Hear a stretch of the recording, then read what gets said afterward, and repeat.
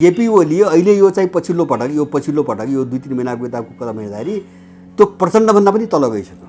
अब प्रधानमन्त्री भएका मान्छेहरूले विद्रोहको निम्ति बाहिरबाट अपिल गरिरहेछन् भनेपछि तपाईँको राज्य चाहिँ तपाईँको ध्वस्त भइसकेको छ।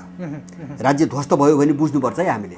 अब यो बेला मैले एउटा बचेको संस्था सेना छ र परिस्थिति कस्तो आयो भन्छ भने अब राज्य पनि नचल्ने र यो तरलता पनि नरोकिने, यो अराजकता पनि नरोकिने र अब उसलाई चाहिँ तपाईँको विद्रोहको निम्ति अपिल गर्ने, उसलाई गर्ने भएपछि तपाईँको अब यही चिजले देश कहाँ पुग्छ। अब खतरा यो पैदा भयो। अब देश कहाँ जान्छ भनेपछि अब यस्तै अराजकता फैलिदिएको हो भने त विदेशीले भोलि हात हाल्छ। अब सिङ्गो राज्य प्रणाली दल एकातिर, देश भन्ने चाहिँ संस्था अर्कोतिर रह्यो। अब देश राष्ट्र भन्ने चिज अरू जनता भन्ने अर्कोतिर भयो र विपरीत पोल बन्यो, ठ्याक्कै विपरीत पोल बन्यो। अब सेना उभिने कहाँ यो समस्या आयो। यो चोचो मोचो चिल्ला चाप्ला कुरा गरेर अब काम गर्न सकिँदैन। सेनाले पनि यो प्रश्न बुझ्नुपर्छ होइन। उसलाई पनि रिजाउने, म राष्ट्रको सुरक्षाको निम्ति बनेको हुँ भने पनि भन्ने, अनि सरकारको आदेशअनुसार चल्छौ पनि भन्ने, यो दुईटा चिज चल्दैन। अब सरकारको आदेशअनुसार चल्ने हो भने देश मास्ने बाटोमा जानु पर्यो। दलहरूकै आदेश यिनकै निर्बाट चल्ने हो भने देश मास्ने बाटोतिर लाग्यो। यिनको मिसन त्यही हो। देश बचाउने हो भने म राष्ट्रको सही सुरक्षाको निम्ति चाहिँ बनेको हुँ र त्यसको निम्ति मैले चाहिँ जनताको कर खाएर चाहिँ बसेको छु भन्ने हो भने देश बचाउन हात हाल्नु पर्यो। ठुलो कुरा हो प्रचण्डलाई। कहिले विदेशबाट हतियार ल्याएर नेपाली जनताको नरसंहार गर्छ। नेपाली जनताले दुःखले थुपारेका जम्मा गरेका पैसाहरू बैंक लुटेर सखा बनाइदिन्छ।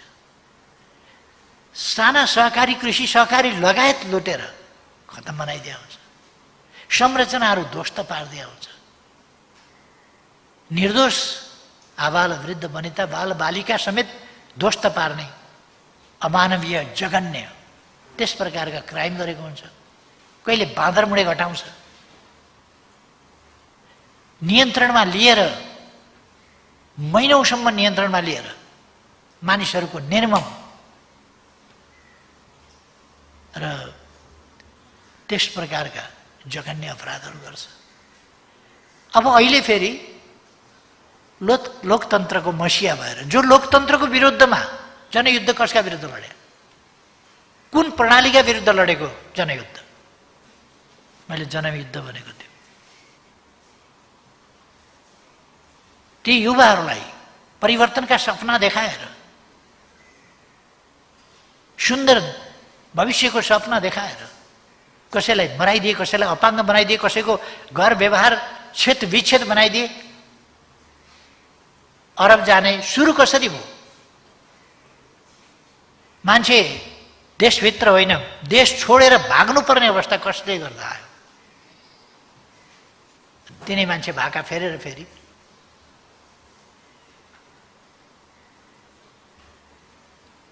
अनि बोलेपछि मान्छेले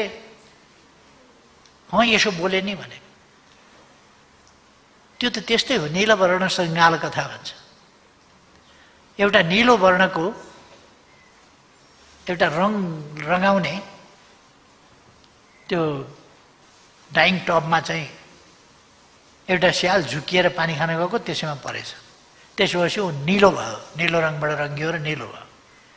अनि जङ्गलतिर फर्किएपछि के हो यस्तो, यो त निलो छ, यस्तो निलो जनावर त यस प्रकारको देखाएको थिएन भनेपछि म विशेष प्रकारको जनावर हुँ, यहाँ हुँ त्यहाँ हुँ, धेरै गफ दियो उसले। बाघहरूको हुलमा पुगेछ। ए के आयो, को यो भने म जङ्गलको राजा हुँ। नील वर्णको म मात्रै एउटा यस्तो जीव हुँ, मभन्दा श्रेष्ठ कोही छैन, म नील वर्ण। पत्याउँदै गए सबैले, होला भने गफै दिइराखेको थियो। तर अलिकति साँझ परेपछि अलिक पर स्याल कराएछ। अलिक पर स्याल कराएपछि त्यो नीलवर्ण भएको स्याल पनि ठाडोघाँटी लाएर कराउन थाल्यो।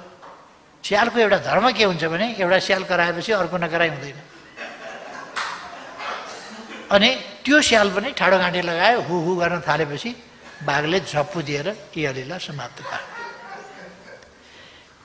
बोलेपछि बोलीबाट चिनिन्छ, नबोल्दासम्म त कसरी चिन्ने, बोलेपछि चिनिन्छ। तर आज बोल्छ एउटा कुरा, नेपाली जनताले अलिक बिर्सिएको देख्दा चाहिँ मलाई छक्क लाग्छ, बिर्सिनु नहुने।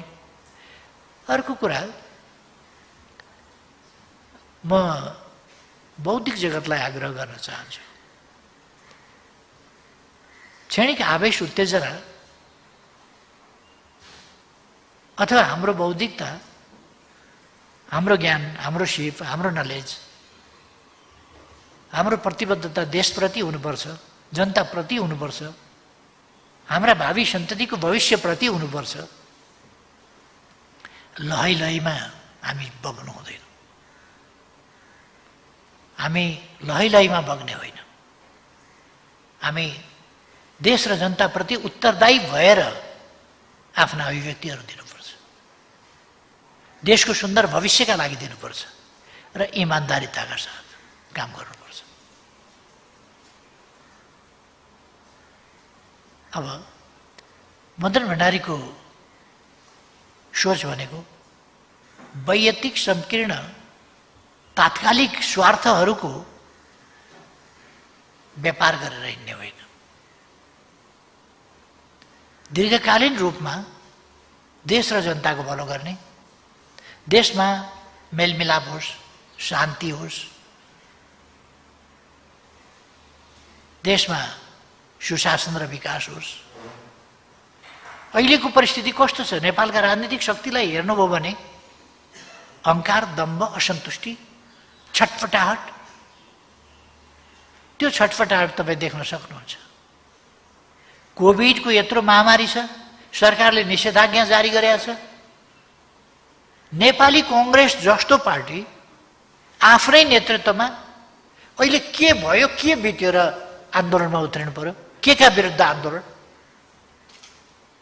ताज्जुब नि, आन्दोलनको पनि त एउटा कारण हुन्छ नि, के का विरुद्ध? सरकारले विकास निर्माण गर्यो त्यसकारण, दार्चुलामा बाटो खन्दैछ त्यसकारण, महाकालीमा पुल बनाउँदैछ त्यसकारण, दैजीमा औद्योगिक क्षेत्र बनायो त्यसकारण, अथवा पूर्व पश्चिम राजमार्ग बनायो त्यसकारण,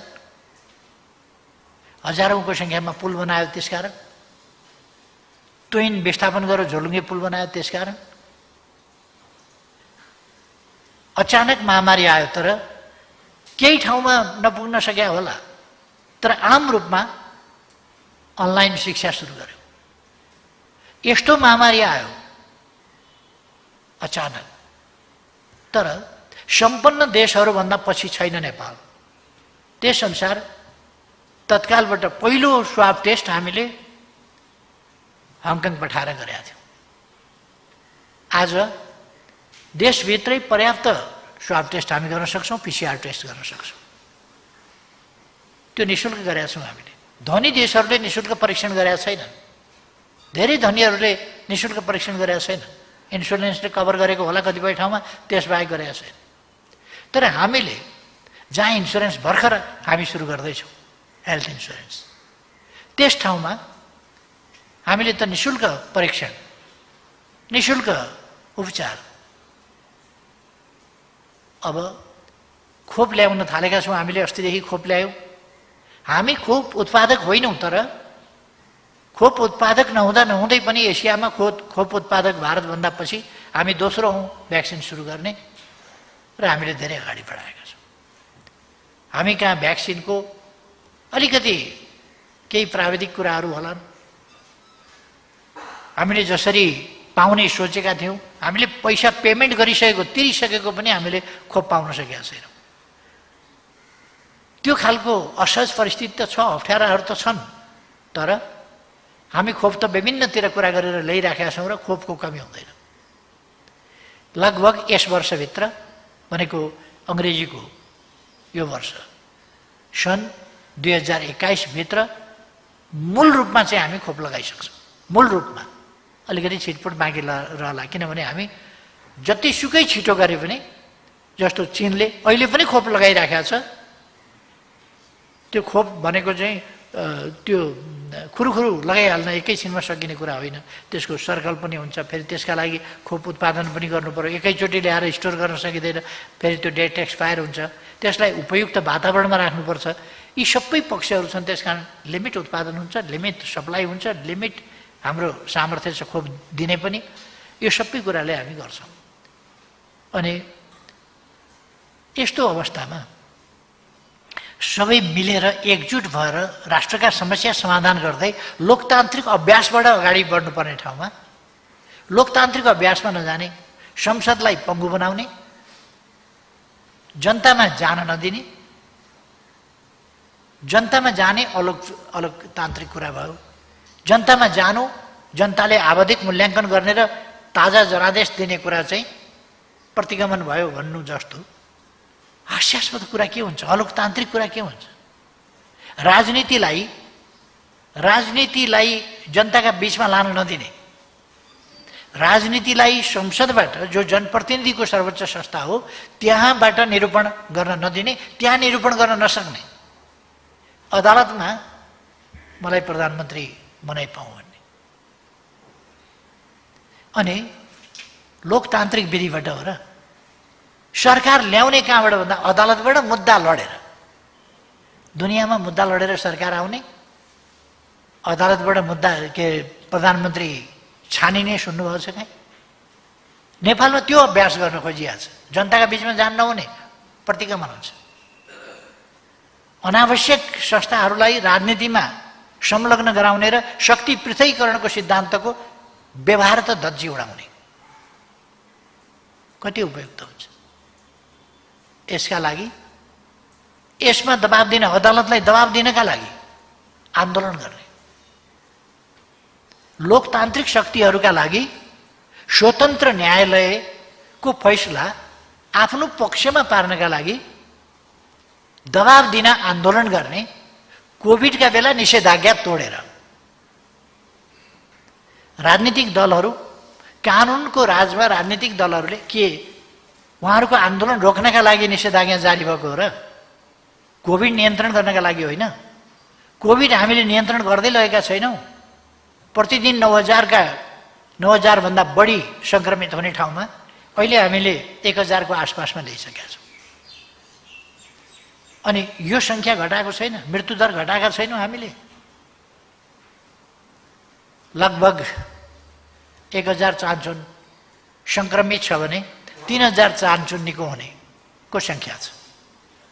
निको हुनेको सङ्ख्या सङ्क्रमितको सङ्ख्याभन्दा 3 गुणा बढी छ।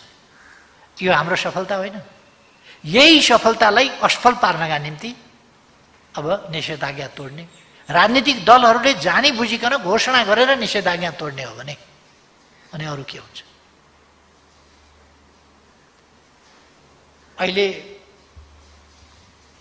संसद भवनलाई संसदीय क्रियाकलाप बाहेक अरू कुराका लागि प्रयोग गर्न दिइँदैन।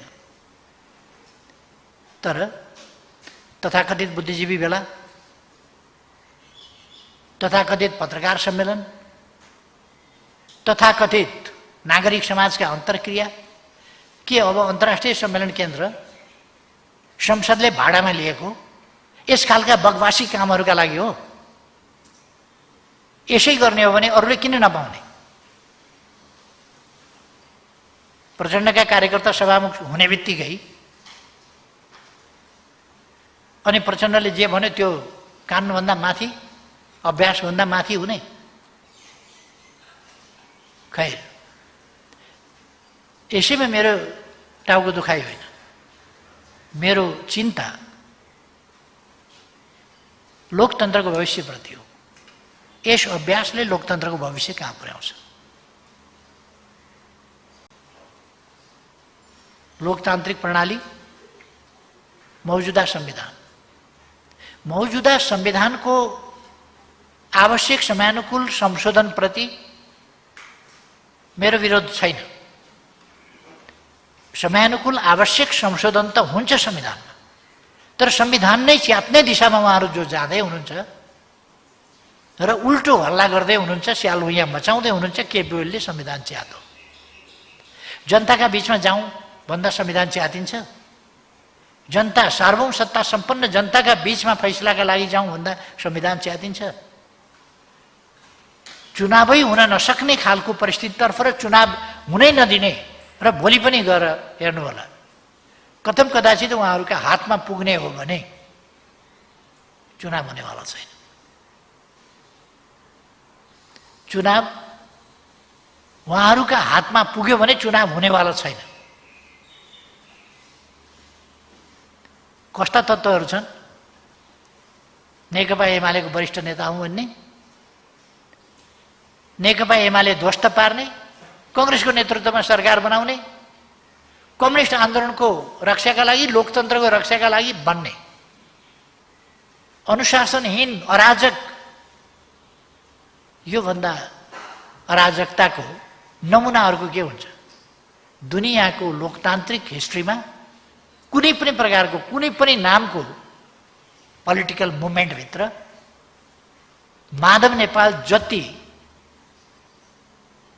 यति अराजक, अनुशासनहीन र इमान नभएको मान्छे, जुन चिन्हमा भोट लियो, जुन पार्टीबाट भोट लियो, जुन आदर्शका लागि भनेर ढाँटेर हिजो भोट लिएर संसदमा आयो, जुन कार्यकर्तालाई ढाँटेर नेता बन्यो, यो बीचमै राजीनामा दिनु पर्दैन, मैले नयाँ राजनीति सुरु गरेँ, नयाँ विचार सुरु गरेँ भन्नु पर्दैन। उल्टै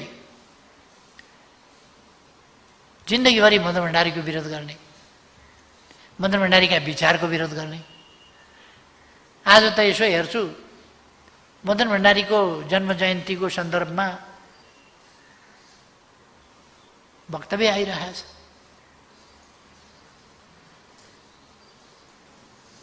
बेशरमको पनि हद हुन्छ।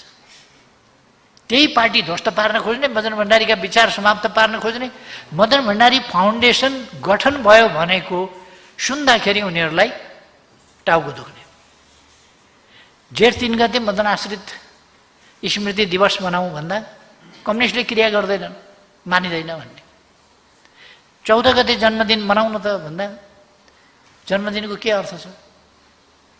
जन्मिँदा त एउटा बच्चा जन्मिने हो, त्यो बच्चाले के गरे हुन्छ? जन्मदिन किन मनाउने? पछि ठुलो भएपछि मदन भण्डारीले योगदान गरे होला, जन्मिँदा के योगदान थियो र जन्मदिन मनाउने भन्ने तर्क गर्ने। अनि जब केही साथीहरूले पार्टीको यो रवैया भएन, माधव कुमार नेतृत्वको एमालेले त मदन भण्डारीलाई पनि बिर्साउन खोजिरहेको छ। मदन भण्डारीको नाम लिनु हुँदैन। तपाईहरूले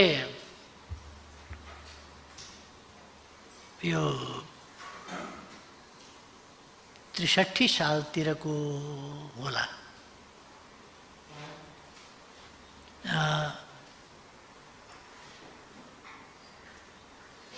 जेठ 1 गतेको, जेठ 1 गते 63 साल हुनुपर्छ अथवा त्यसको आसपास, जेठ 1 गतेको छलफल पत्रिकामा माधव नेपालको लेखको रूपमा, त्यो लेख होइन, उहाँले भनिदिएर त्यो टिपेर लेखको रूपमा प्रकाशित गरेको छ छलफलले। त्यो हेर्नुभयो भने थाहा हुन्छ। मदन भण्डारीको बारेमा माधव नेपालले के भन्छन् भने, हिमाल टाढाबाट हेर्दा राम्रो हुन्छ, राम्रो देखिन्छ, तर नजिकैबाट हेर्नेलाई थाहा हुन्छ। हामी मदन भण्डारीको नजिकै बसेर काम गर्नेलाई थाहा छ मदन भण्डारी कस्तो हो, के हो भन्ने। बाहिरबाट हेरेर राम्रो राम्रो भनेर हुन्छ? टाढाबाट त हिमाल पनि राम्रो देखिन्छ, नजिकै गएर हेर त कस्तो छ हिमाल, कतिको प्रिय हुन्छ नजिक गएर हेर।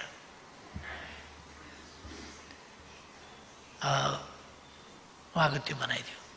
मदन भण्डारीका राम्रा राम्रा कुरा गर्ने, सकारात्मक पक्ष भनेर राम्रा राम्रा कुरा गर्ने, नकारात्मक कुरा गर्नु पर्दैन। खोइ मदन भण्डारीका नकारात्मक कुराको चर्चा, मदन भण्डारीका कमी कमजोरीको चर्चा खोइ, खालि यो विचार त्यो विचार भनेको छ। यो कुरा उहाँले आफ्नो बनाइमा 3 गते मङ्गलबार पर्थ्यो, आइतबारको उसमा। त्यसो भएपछि त्यो छलफलमा आएपछि मैले उसै दिन एउटा आर्टिकल लेखेँ र दृष्टिमा, मङ्गलबारको दृष्टिमा मैले छपाएँ त्यसको खण्डनमा। त्यो छलफल र दृष्टि हेर्नुभयो हुन्छ साथीहरूले। त्यसै बेलादेखि माधव नेपालको के थियो र हाम्रो के थियो दृष्टिकोण भन्ने कुरा थाहा पाउनुहुन्छ। पार्टीभित्रै एउटा ठुलो सङ्घर्ष थियो। मदन भण्डारी भनेको टाढाबाट हेर्दा हिमाल राम्रो भए जस्तो मात्रै हो, वास्तवमा ठिक होइन भन्ने माधव नेपालको भनाइ। र मदन भण्डारीका राम्रा कुराहरूको चर्चा गर्ने यो तरिका ठिक होइन, नराम्रा कुराको पनि चर्चा हुनुपर्छ, मदन भण्डारीका नराम्रा कुराको खोजी हुनुपर्छ। उहाँको भनाइ पनि त्यही छ, खोजी हुनुपर्छ। के नराम्रा कुराको खोजी गरेर प्रचार गर्नुपर्ने हो माधव नेपाललाई खुसी पार्न? माधव नेपाललाई उहाँको कानमा उहाँको प्रशंसा, भजनको चिनी हालिदिएको मनपर्छ, अरूको केही कुरा मन पर्दैन। कसैले चिनी हालेन भने उहाँ चिनी जहाँ हालो, बरु शेरबहादुर कहाँ पुग्नुहुन्छ खाना चिनी हाली माग्न। तर उहाँ जहाँ चिनी कानमा हाल्ने मान्छे भेटिन्छ त्यहीँ कुद्नुहुन्छ। प्रचण्डका पछाडि किन कुद्नुभयो उहाँ? प्रचण्डले कानमा चिनी हालिदिने भएको हुनाले। प्रचण्डलाई के छ, देश बनाउनु छैन, आन्दोलन बनाउनु छैन, केही छैन। त्यत्रो वितण्डा गरेर, यही देशमा वितण्डा गरेर लोकतन्त्रका विरुद्ध लडेर आएको होइन। हामीले बडो मुस्किलले हतियार बिसाउन लगाएको होइन। अनि तानाशाही ल्याउँछु लाद्छु भनेको होइन। आफू सरकारमा हुँदा, प्रधानमन्त्री हुँदा बेलिभोलेन्ट डिक्टेटर चाहिएको छ नेपालमा, अथवा नेपालमा डिक्टेटर चाहियो। बेनिभोलेन्ट भनेको आफू भयो भने बेनिभोलेन्ट, अर्को भयो भने गैर बेनिभोलेन्ट, तर डिक्टेटर चाहियो। उहाँको भनाइ त त्यही हो। र उनले ल्याउन खोजेको एकदलीय एकाधिकारवादी तानाशाही त्यो व्यवस्था हो। उनीहरूको बिगबिगी चलेका बेला नै उनीहरूको शासन कस्तो हुन्छ भन्ने लक्षण देखिएको थियो। कम्युनिस्टका नाउँमा यस प्रकारका विकृत, जनविरोधी, देशद्रोही खालका क्रियाकलाप जननेता मदन भण्डारीले अगाडि सार्नु भएको जनताको बहुदलीयसँग, जनवादसँग किञ्चित मेल नखाने मात्रै होइन, यी विपरीत कुरा हुन्। त्यसकारण यस्ता तत्त्वहरूले या विचारहीन तत्त्वहरूले, उद्देश्यहीन आदर्शहीन तत्त्वहरूले मदन भण्डारीका विचारको विरोध गर्नको कारण त्यही हो। यी कछुवा जस्ता हुन्। यसो अनुकूल वातावरण भयो भने टाउको फुत्त बाहिर निकाल्ने, अलिकति प्रतिकूल देख्यो भने फुत्त टाउकोभित्र उल्ने। उनीहरूलाई अहिले मदन भण्डारीको नाम, माधव नेपालले मदन भण्डारीलाई कहिले पनि सम्झिनु नपर्ने, यसपल्ट चाहिँ मदन भण्डारीलाई सम्झिनुपर्ने र वक्तव्य दिनुपर्ने मदन भण्डारीलाई सम्झिए जस्तो गरेर। किनभने कार्यकर्ता अल्मल्याउनु छ। उनी काङ्ग्रेसको कार्यकर्ता भएर शेरबहादुर देउवालाई प्रधानमन्त्री बनाउन गइसकेपछि पनि आफू एमाले नै हुँ भन्छन्। एमालेको सरकार ढाल्नका लागि मतदान बहिष्कार गरेर बाहिर 27 जना लिएर जाँदाखेरि पनि कम्युनिस्ट आन्दोलनको रक्षाका लागि भन्छन्, जबकि उहाँ बनाउनु छ शेरबहादुरलाई। शेरबहादुर देउवालाई प्रधानमन्त्री बनाउनु चाहिँ कम्युनिस्ट आन्दोलनका हितका लागि छ, कम्युनिस्ट सरकार ढाल्नु चाहिँ कम्युनिस्ट आन्दोलनका हितमा छ भनेर व्याख्या गर्ने जस्ता अवसरवादको योभन्दा घिनलाग्दो रूप केही पनि हुँदैन। र नाङ्गो रूप, बद्दा रूप योभन्दा केही हुँदैन। त्यसै कारण आज कतिपय मान्छेहरू त्यसरी मदन भण्डारीको नाम लिइरहेका छन्। र मलाई के खुसी लागेको छ भने मदन भण्डारीको नाम यस्तो सशक्त चिज रहेछ कि बेठिक तत्त्वहरूले पनि मदन भण्डारीको नाम लिनुपर्छ। एक दिन म एउटा खोलाको बाटोबाट आउँदै थिएँ, अनि एकजना बच्चो मान्छे चाहिँ, अलि बच्चै ठिटो युवा बाहुन रहेछ। अनि त्यो साँझमा त्यो खोलाको बाटो खोलो तरेर जानु परेछ। म खोलो तर्नै बाँकी थियो, ऊ खोलो तरेर मात्रै आइसकेको थियो, मैले खोलो तरेरै जान बाँकी थियो। त्यहाँ चाहिँ उसले गायत्री मन्त्र सारो पढिराखेको रहेछ बाटोमा हिँड्दाखेरि। ओम भूर्भुवस्व तत्सवितुर्वरेण्यं भर्गदेवस्य धीमहि धियो यो न प्रचोदयात् भनेर। अनि बाबु यो न बिहान न साँझ न केही, यो सन्ध्या बाटोमा हिँड्दा किन बडबडाएको छ, भूतप्रेत नलागोस् भनेर। भूतप्रेत नलागोस् भनेर गायत्री मन्त्र जपे अरे। यो जुनसुकै बाटो हिँड्ने जस्तोसुकै बाटो हिँड्ने पनि डर लाग्यो भने गायत्री मन्त्र भने जस्तै मन्त्र भण्डारी मन्त्र भण्डारी मन्त्र भण्डारी मन्त्र भण्डारी भनेपछि एउटा त्राण नि यो त्यस्तै भइरहेको छ मन्त्र भण्डारी जबजका विरोधीले पनि जब ओम भूर्भुवः स्वः तत्सवितुर्वरेण्यं भर्गो देवस्य धीमहि धियो यो न प्रचोदयात्। भन्न नरुचाउनेले पनि भन्न परेको छ, मदन भण्डारीको नाम सुन्न नचाहनेले पनि आफैले बोल्न परेको छ।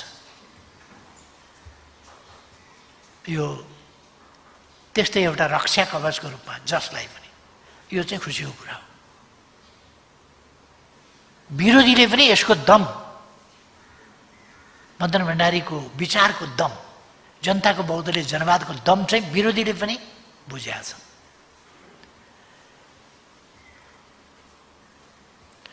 मदन भण्डारीले नेपालको सन्दर्भमा एउटा विकट अवस्थामा आन्दोलनको वास्तविक वैचारिक र साङ्गठनिक अगुवाई गर्नु आफ्नो कालमा।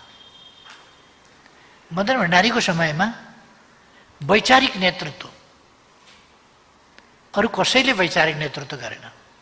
उहाँको वक्तव्यलाई जनताले असाधारण ढङ्गले मन पराउने कारण के हो भने उहाँको विचारमा वक्तव्यमा खालि वक्तव्य मात्रै हुँदैन थियो, राजनीतिक खालको वक्तव्यका लागि वक्तव्य, क्षणिक वक्तव्य, त्यो भनिसकेपछि त्यसको उपादेयता सिद्धियो, त्यस्तो वक्तव्य मात्रै हुँदैन थियो। उहाँको वक्तव्यमा एउटा बाटो हुन्थ्यो, एउटा गन्तव्य हुन्थ्यो र त्यो बाटोमा हिँड्ने तरिका र उपायहरू हुन्थे जसबाट युवाहरू, जनताहरू यस मार्गमा हिँडेर यहाँ पुगिने रहेछ है भन्ने कुराको स्पष्टता प्राप्त गर्थे, मार्गदर्शन प्राप्त गर्थे। त्यसकारण मदन भण्डारीको वक्तव्य मन पराउँथे र सुन्न आउँथे मान्छे, सुन्न लालायित हुने कुरा त्यही हो। अहिले त्यसपछि हामीले हेऱ्यौँ भने देशको बारेका, देशको लोकतान्त्रिक प्रणालीको बारेमा, लोकतान्त्रिक प्रणाली भनेको कस्तो हो भन्ने बारेमा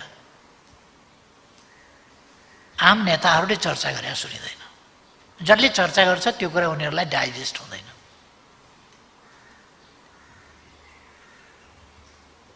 मदन भण्डारीको विचारमा स्पष्ट थियो, सिद्धान्तका नाउँमा, सिद्धान्तवादिताका नाउँमा, उद्देश्य र उद्देश्य केन्द्रित राजनीतिको नाममा उहाँ अजीब, निर्जीव त्यस्तो सिद्धान्त जसलाई जडसूत्रका रूपमा बुझेर सिद्धान्तका नाउँमा सेक्रिफाइस हुने कुरालाई उहाँले उपयुक्त होइन भन्नुहुन्थ्यो। र उहाँ भन्ने गर्नुहुन्थ्यो सिद्धान्तका लागि जीवन होइन, जीवनका लागि सिद्धान्त हो। सिद्धान्तलाई हामीले निर्जीव रूपमा, जडसूत्रको रूपमा होइन, अथवा एउटा नकलको रूपमा पनि होइन। हामीले सिद्धान्त जीवनका लागि हो, सिद्धान्तका लागि जीवन होइन भनेर सिद्धान्तहीन, आदर्शहीन ढङ्गले अगाडि बढ्ने पनि होइन। सिद्धान्त त चाहिन्छ नै, विचार त चाहिन्छ नै, उद्देश्य चाहिन्छ नै। त्यसै कारण सिद्धान्तका लागि जीवन होइन, जीवनका लागि सिद्धान्त हो। सिद्धान्तका लागि मर्नु पर्छ पनि पर्दैन पनि। मैले थुप्रै प्रसङ्गमा, थुप्रै ऐतिहासिक सन्दर्भहरूमा भन्ने गरेको छु, सिद्धान्तका लागि थुप्रैले जीवन आहुति दिएका छन्। थुप्रैले, नेपालमै थुप्रैले सिद्धान्तका लागि जीवन दिएका छन्। र इतिहासमा स्वेच्छाले आफ्ना विचारका पक्षमा जीवन दिएका छन् धेरै मान्छे। यी प्रसङ्गहरू मैले थुप्रै ठाउँमा भनेको छु। मैले सुकरातको प्रसङ्ग भनेको छु। उनलाई भगाउन खोजियो, तर उनले भाग्न मानेनन्। म आदर्शच्युत भएर, सत्यबाट पर हटेर, असत्यसँग सम्झौता गरेर, कायर भएर, पलायन भएर, भागेर जीवन जोगाउन तयार छैन। म सत्यका लागि, निष्ठाका लागि जीवन बलिदान गर्न तयार छु। उहाँले त्यो कुरा भन्नुभयो। र विषको प्याला आफैले समातेर पिउनुभयो, तर भाग्न मान्नु भएन, जीवन दिन तयार हुनुभयो। वास्तवमा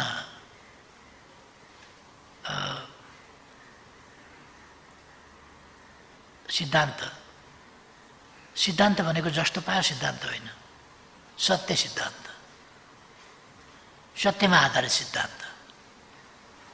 सिद्धान्त जो मानव जातिको बृहत्तर हितका लागि समर्पित होस्, सिद्धान्त जो धरतीको बृहत्तर हित अथवा रक्षा, सुरक्षा र भविष्य, मानव जातिको भविष्य सुनिश्चित गर्ने कुराका लागि सिद्धान्त होस्।